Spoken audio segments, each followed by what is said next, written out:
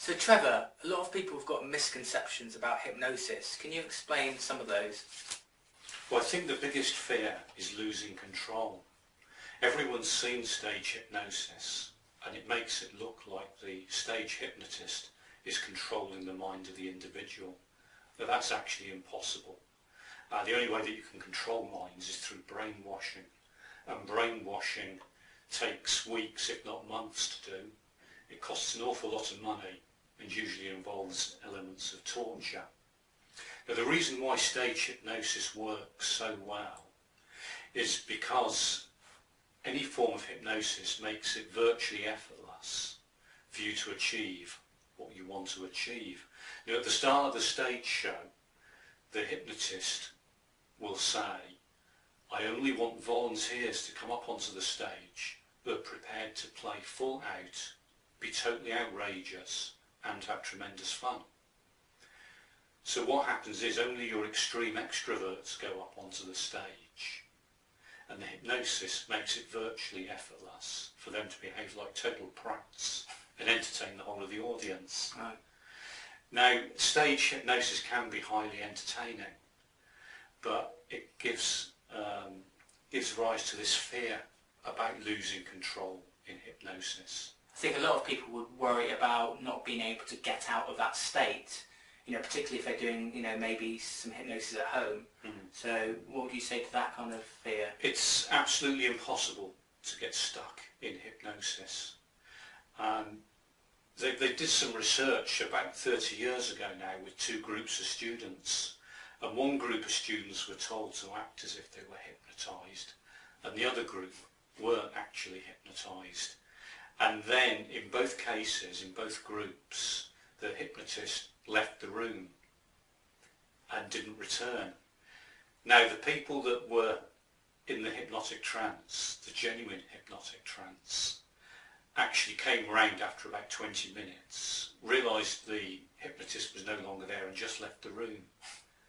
But the people who were acting as if they were hypnotised actually stayed in the room for about 3 or 4 hours. Oh, that's interesting. So yeah, hypnosis is a natural process. Everybody goes through hypnosis twice a day. It's called the hypnoidal point, and it occurs just after they've woken up in the morning and just before they're going to sleep at night. So it's a totally natural process, and you either come straight out of hypnosis, or alternatively you go into a short sleep and then come out of hypnosis. It's absolutely impossible to get stuck in hypnosis. Now, I surveyed a lot of my dieters who wanted to lose weight, and one of the biggest things that they were saying was they just couldn't stay motivated. So how, first of all, does hypnosis work, and how does it work? Could it work in relation to helping someone get more motivation and actually stick with a plan if they're going on one? Well, the type of motivation that most people use when they go on a diet is called away from motivation. And that's where you're moving away from wanting to be fat. And the problem is that you go so far, and then because you've made an improvement, you relax, and you go back to the way that you were, plus usually a few more pounds. You start yo-yo dieting. The type of motivation that keeps you really motivated is called towards motivation. And the way that you achieve that is to keep the end image of what you want in mind. So if it's a nice trim figure that looks really good on the beach, then you have that image firmly at the back of your mind. Now, one of the ways in which hypnosis works is installing that end imagery.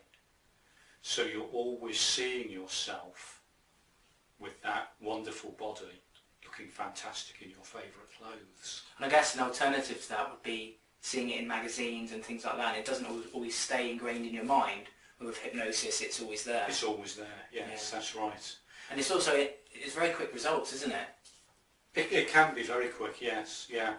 It's still down to the individual, but it will give the individual much more motivation and keep them focused on their end goal. Mm. So tell me a little bit about NLP and the differences between the two. Well, I always describe NLP as hypnosis, but without the deep trance. Okay. Now, NLP was first developed by Richard Bandler and John Grinder in the States in the late 1970s. Now, NLP can also be described as the study of excellence. The thing is, success leaves clues. So if you do exactly what someone else is doing who's already been successful, then you will get the same results as them. In NLP terms, it's called modelling. But it's actually just copying what someone else does, and that will lead to ultimate success. And that's how Bandler and Grinder actually came to formulate NLP. They looked at some of the most successful therapists in America in the late 60s and then modelled what they were doing. So the people that they looked at were people like Virginia Satir, family therapist, Fritz Perls, a psychologist who developed Gestalt psychology, and Milton Erickson, who was a clinical hypnotherapist. And most of the early work on NLP was actually based on Milton Erickson's work. Everything that he did's been transcribed. And they went through looking at the different language patterns that he was using. Now, when he started off in the 1920s, he was just using scripts to do his work. He'd put someone into a deep trance, then he'd read a script to them that he'd written specifically for that person. But then after about 30 or 40 years, he found that he could cut the script down considerably. And then he found that he didn't actually need to put people into a trance at all. He could just talk to them using short metaphors, and they would go away and make the changes that they wanted. And so Bandler and Grinder actually isolated the language patterns that he was using in these stories, in these metaphors, and they found 19 different patterns that he was using, and those language patterns actually became the beginnings of NLP. And that transfers over to people who want to lose weight quite well, doesn't it? Yeah, absolutely, yes, yeah. What different elements does it help with in terms of helping someone? I was staying focused, staying motivated, definitely, but also reprogramming the brain. Bad habits are just neural networks that keep firing.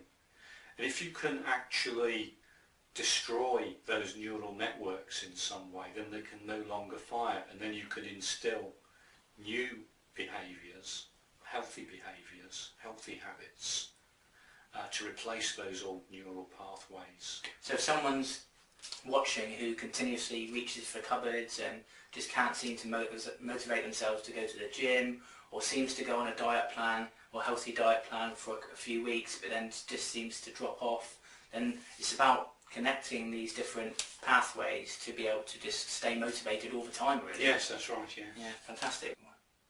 Okay, so we got some questions from some of my readers of my newsletter, and Nicole asks, how can I resist sweet foods like chocolate and cakes? Even if I'm not hungry, I cannot leave them alone. All my meals are very healthy and filling, and she says, I love to eat healthily, but no matter how hard I try, I always crave sugary foods. My blood sugar levels go haywire and I often feel faint. I've been tested for diabetes and I don't have it. Any help would be greatly appreciated. Yeah, well, the thing is, if she does continue the way that she's going at the moment, she almost certainly will develop diabetes. So it's essential that she does stop her cravings. Now, controlling cravings is actually quite easy. The way that you deal with any sort of craving is to resist it, and it will go away. If you resist it for a few days, then it gets so weak it no longer has any influence on you. It's almost as if there's a parasite inside you that when you stop feeding it the sugar, then it gets very annoyed, throws a bit of a wobbly and upsets you. But if you continue resisting it, then that sugar parasite eventually weakens. How do you dies. How do you stop resisting it that very first couple of times? Because obviously those are the hardest, aren't they? Yeah, well, there's a number of techniques that can be used to resist sugar cravings. My favourite technique is the WHEE technique, W-H-E-E, and that involves a combination of EMDR and EFT. Now, what the letters stand for doesn't really matter, but it's a very, very powerful technique that will help you overcome any craving. But also, obviously, hypnosis will help you overcome cravings as well. That's brilliant. Gemma asks, do you only have to have one treatment, or is it ongoing? One treatment is generally enough. Sometimes it needs a little bit of topping up, but hypnotic suggestions last as long as the person wants them to last. So generally, once you've reprogrammed yourself, that's it. You'll continue with a healthy diet for the rest of your life. That's brilliant. Chanel asks, I have depression and I've had it since I was 6 months pregnant with my last child, and she is nearly 1. For many years I have tried every diet out there. I find it so hard to stick to them. I don't remember the last time I had any self-esteem or the drive to stick to anything. I have a problem of wanting to see quick weight loss, and if I don't see it, I give up. How do I get myself to think of the end result and stick to it, even of the negative, i.e. I am not losing enough weight and not quickly enough? That's a really great question. Yeah, but the important thing to do is to realise that the weight didn't all come on at the same time. No. It took months and months to accumulate. So it's actually going to take even longer to get rid of it. And so it's important to accept that fact and realise that it's not an instantaneous process, that you need to allow time for the excess fat to burn away, and just keep those images in your mind of what you want to look like in a few months' time.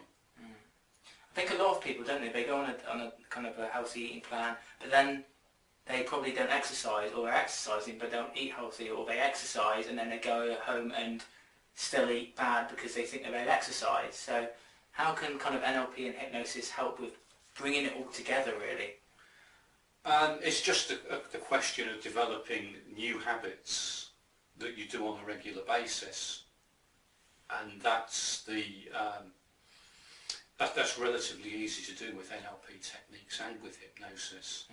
It's all about developing new habits that you implement on a regular basis, and it takes 21 days to form a new habit. Oh, that's interesting. And if you do something for 21 days, then it will become ingrained in you, and you'll actually have to consciously stop yourself from doing it on the 22nd day. So if you start exercising early in the morning and you do that for 21 days, then you'll automatically go to do those exercises every day from then on. What kind of results have you seen from people that have had, hypnosis and NLP in relation to losing weight? The results are generally very good. Unfortunately, it doesn't work for everyone, but the majority of people it will work for. Hypnosis makes whatever you really want to achieve virtually effortless, but it does still require a small amount of willpower. But it will help you develop that willpower. Most people use their imagination against their willpower. For instance, if someone who is on a diet is offered a piece of chocolate, they'll start imagining how nice that chocolate's going to taste. They're going to start imagining that 1 or 2 pieces won't do any harm, and they can easily walk an extra half mile the following day. But when someone's had hypnosis and they've got that end imagery in their mind, or if they're just doing visualization, they'll have that end image of what they want to achieve in their mind, and they're offered a piece of chocolate and they'll just turn round and say, no, I don't eat chocolate, thank you very much. That must be amazing for someone to be able to do that if they've had that kind of craving for years on. Yeah, but it's the end imagery that's important, and that's getting the imagination to work in conjunction with the willpower. rather than against it. A lot of people just don't take action on what they're advised to do though. That's a big problem, isn't it? Actually going out there and just implementing the tactics.